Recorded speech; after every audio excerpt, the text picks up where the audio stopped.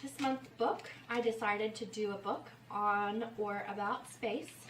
So I chose Hidden Figures, the true story of 4 black women and the space race. If you don't know anything about this story, it is extremely powerful, amazing, and wonderful.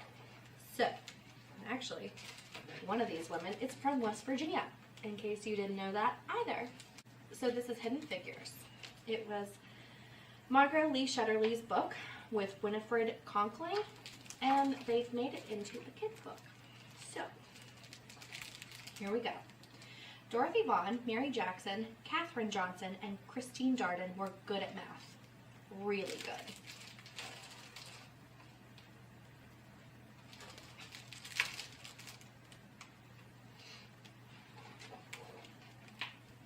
In 1943, the United States was at war, World War II. Dorothy Vaughan wanted to serve her country by working for the National Advisory Committee for Aeronautics, the government agency that designed airplanes. Having the best airplanes would help America win the war. Making airplanes fly faster and higher and safer meant doing lots of tests at the agency's Langley Laboratory in Hampton, Virginia. Tests meant numbers, numbers meant math, and math meant computers. Today, we think of computers as machines, but in the 1940s, computers were actual people like Dorothy, Mary, Katherine, and Christine. Their job was to do math. Because Dorothy was black and a woman, some people thought it would be impossible for her to get a job as a computer. She lived in Virginia, a southern state, where laws segregated or kept apart black people and white people. They could not eat in the same restaurants. They could not drink from the same water fountains. They could not use the same restrooms. They could not attend the same schools. They could not play on the same sports teams. They could not sit near each other in movie theaters. They could not marry someone of a different race. But Dorothy didn't think it was impossible. She was good at math, really good. She knew she was the right person for the job. She applied, and the laboratory offered her a position as a computer. At work, blacks and whites were kept apart. The white computers worked in one building, and Dorothy and the other black computers worked in a different building, in their separate office. Even though they worked on the same kinds of assignments, the black computers and white computers used separate bathrooms and ate in separate lunchrooms. America won the war in 1945, but Dorothy stayed on the job, still trying to make airplanes faster and safer. By 1951, the Americans and the Russians were competing to see who could build the best planes. That meant more experiments and more numbers. Lots and lots of numbers. And more numbers meant the need for more computers. That's when Mary Jackson got a job as a computer at Langley. She worked in a group that tested model airplanes in wind tunnels. A wind tunnel was a machine like a huge metal box with a powerful fan attached. Mary put the model airplanes in the wind tunnel and blasted them with air from the fan. This experiment helped her group improve their designs on the models before building full-size airplanes.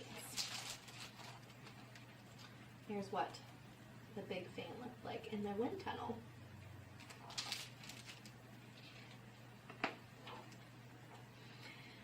Mary wanted to become an engineer, but officials said it was impossible. Most of the engineers at the laboratory were men. And to become an engineer, Mary needed to take high-level math classes, but she wasn't allowed to go inside the white school where the classes were taught. But Mary was good at math, really good. And she refused to give up. She got permission to enter the school building and take the math classes, and she earned good grades. Because she didn't give up, Mary Jackson became the first African-American female engineer at the laboratory.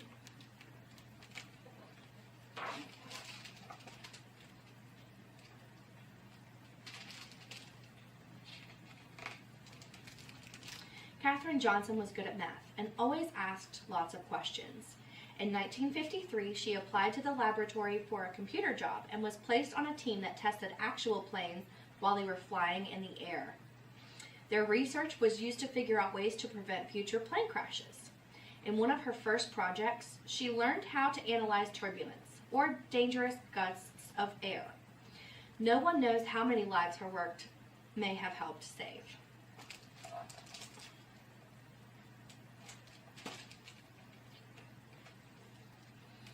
Katherine wanted to help the group prepare its research reports, so she asked if she could go to meetings with the other experts on her team. Her boss told her it was impossible. Women aren't allowed to attend meetings, he said, but Catherine knew she was as good at math as anyone else, maybe better. So she asked him again, and again, and again. Catherine asked her boss so many times that he finally invited her to the meetings. Catherine was good at math, really good. And because she fought to be treated the same as the men, she became the first woman in her group to sign her name to one of the group's reports.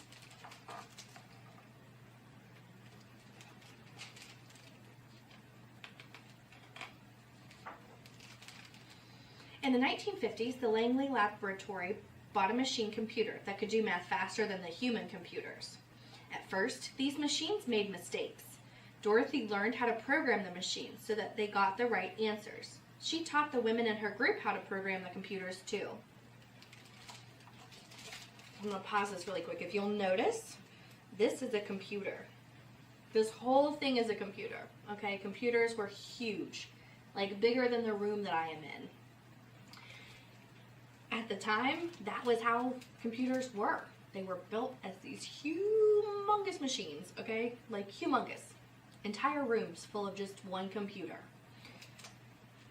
Think about that. Now we have tiny computers that fit in our laps.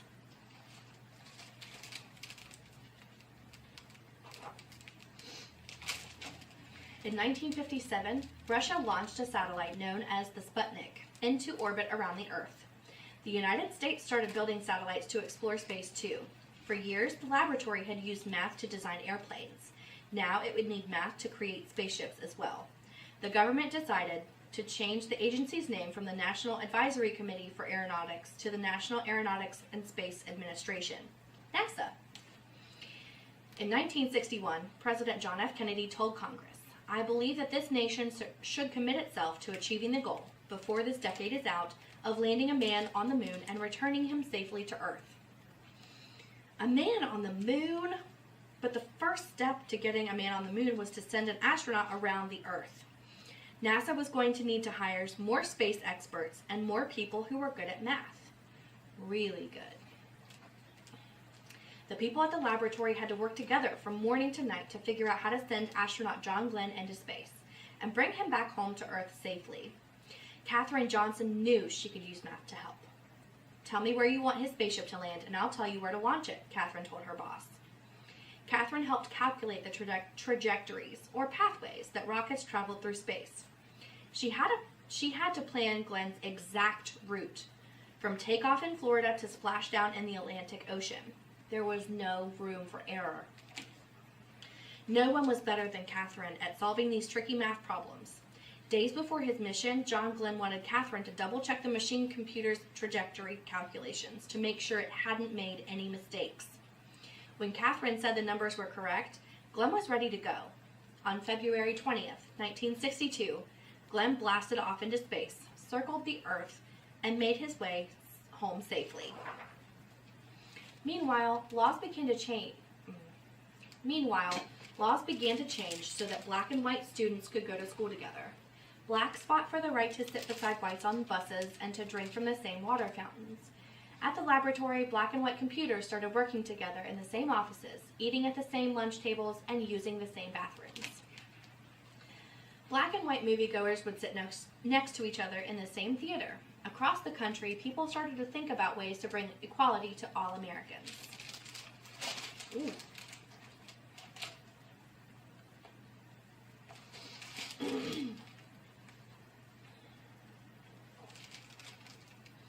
Christine Darden was good at math, and she loved electronic computers. She started working at Langley in 1967.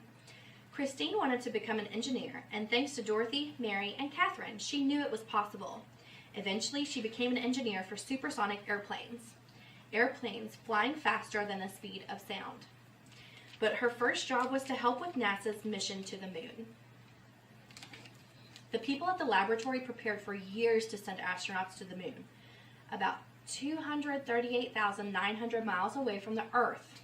Finally, on July 20th, 1969, the world watched as the three men arrived at the moon in their Apollo 11 spacecraft. That's one small step for man, one giant leap for mankind, said astronaut Neil Armstrong when he stepped onto the dusty surface.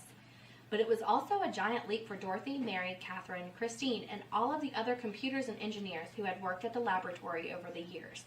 The moon landing was a success from takeoff to splashdown, but there was no time to rest. Once NASA landed the astronauts on the moon, the people at the laboratory began dreaming of sending humans to other planets, such as Mars or Jupiter or Saturn. They started to imagine hyper-fast space planes that could travel around the Earth at 7 times the speed of sound.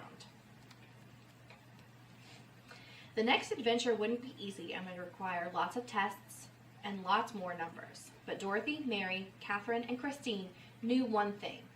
With hard work, perseverance, and a love of math, anything was possible. Alright guys, that is the end of the Hidden Figures book. Well, actually, there's a little bit more in here. There is also a timeline of planes and space, from planes to space. And then there's also some little profiles on each of the women in here. And I think instead of me reading those to you on this, March is also Women's History Month. So I am going to feature these ladies in my Women's History story time. So keep an eye out for that. And I hope you guys enjoyed March's book, which was based on or about space. Thanks so much for hanging out with me. I hope you guys like my content. If you want me to do something else, if you want me to talk about something else, you want me to answer questions, like and subscribe to JCPL Ripley, West Virginia, and make sure you send me a Facebook message to the library at in Ripley. I also, if you are one of my kiddos that have come to story times of the past, or you are doing school delivery, anything like that, I typically try to hand out as many of my bookmarks as possible. If you have one, on the back of it, there's plenty of space for you to write something you want me to talk about.